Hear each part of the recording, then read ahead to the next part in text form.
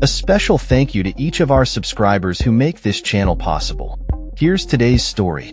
In a disturbing trend, the Australian Federal Police, AFP, have reported a significant increase in threats against federal politicians, with nearly 1,000 incidents documented in the past year alone.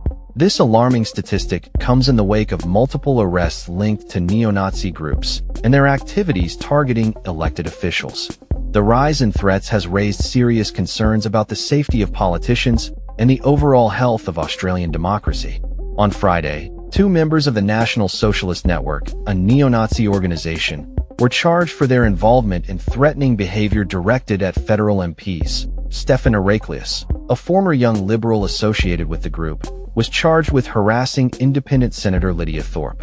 The charges stem from an incident where Heraclius allegedly stomped on an Indigenous flag at Thorpe's office, an act that has been interpreted as a blatant display of racism and disrespect.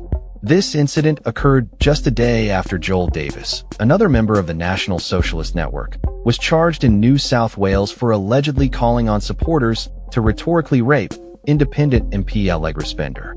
Davis's threats were made following Spender's condemnation of a neo-Nazi march that took place earlier this month at the New South Wales Parliament. The AFP's acting assistant commissioner, Matthew Gale, highlighted the severity of the situation, noting that there had been 951 referrals of threats against federal parliamentarians in the last financial year, marking a 63% increase over the past 4 years. Gale described this surge in threats as a significant issue that must be addressed. In a separate case, a 29-year-old man from northern New South Wales was arrested for making online threats against Prime Minister Anthony Albanese.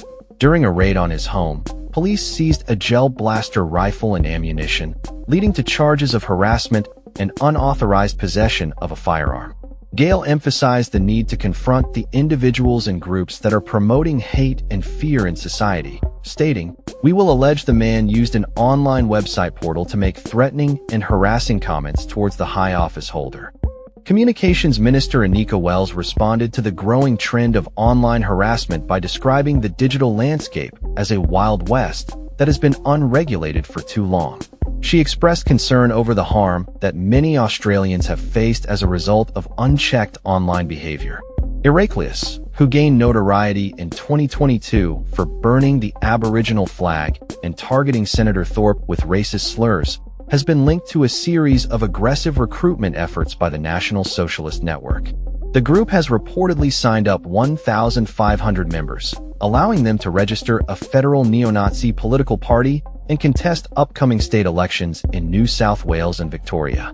The AFP's findings indicate that the increase in threats against MPs may be attributed to multiple factors, including the rise of extremist groups and the proliferation of online hate speech.